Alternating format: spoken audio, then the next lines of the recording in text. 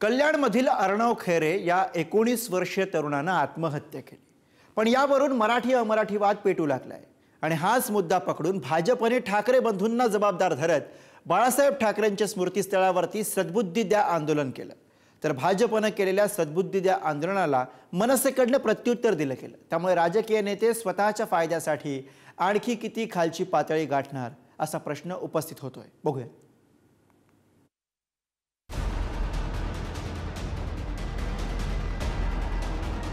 मृताच्या टाळूवरचं लोणी खाणं ही म्हण मुंबई भाजपाला तंतोतंत लागू होते। कारण अर्णव खैरे तरुणाच्या आत्महत्येला मराठी अमराठी वादाचा रंग दिला जाऊ लागलाय। भाजपानं ठाकरे बंधूंना जबाबदार धरत बाळासाहेब ठाकरेंच्या स्मृतीस्थळावर सद्बुद्धी द्या आंदोलन केलं। मुका आंदोलनानंतर मुंबई भाजप अध्यक्ष अमित साटम यांनी उद्धव आणि राज ठाकरेंवर टीकेची संधी साधली। भाषा प्रांत याच्या आधारावरती समाजामध्ये तेढ निर्माण करण्याचं राजकारण काही राजकीय व्यक्ती आणि काही राजकीय पक्ष करत आहेत। स्वतःचं संपलेलं राजकारण पुन्हा एकदा जिवंत करण्याकरता प्रक्षोभक अशा प्रकारची विधानं करत आहेत। लोकांची माथी भडकवण्याचा एक केविलवाणा प्रयत्न ते करत आहेत। का दुर्दैवी मृत्यूवर राजकारण करण्याचा नीचपणा आपण करतोय हे एकदा त्यांनी लक्षात ठेवलं पाहिजे।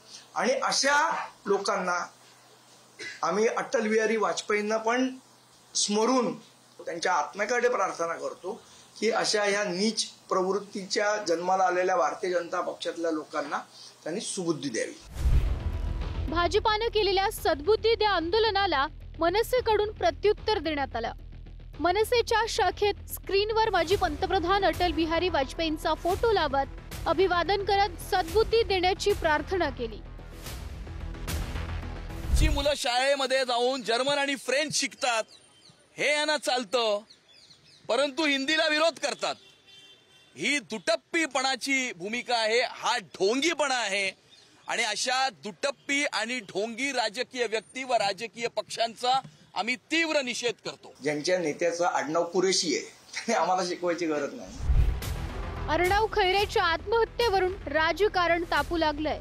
उपमुख्यमंत्री एकनाथ शिंदेंनी खैरे कुटुंबियांशी फोनवरून संवाद साधला, तर भाजप नेत्या चित्रा वाघ यांनी अर्णव खैरेच्या कुटुंबाची भेट घेत ठाकरे बंधूंवर टीकेच्या फैरी झाडल्या। तुमच्या मुलांच्या राजकीय भविष्यासाठी तुम्ही सर्वसाधारण मराठी मुलांचे बळी देणार आणि आज त्यांनी त्यांचा मुलगा गमावला का? एक हिंदी वाक्य बोलला म्हणून इतकी स्वस्त झाली आपल्या पोरांची जीव?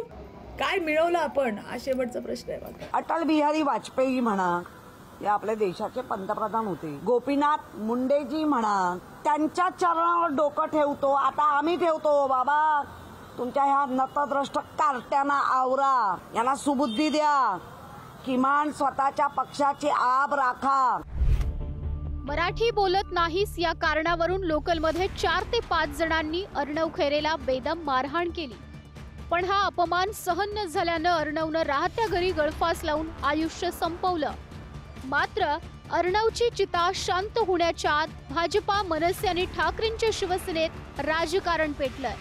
त्यामुळेच राजकीय नेते स्वतःच्या फायद्यासाठी आणखी किती खालची पातळी गाठणार हा प्रश्न उपस्थित होऊ लागला। ब्युरो रिपोर्ट, पुढारी न्यूज।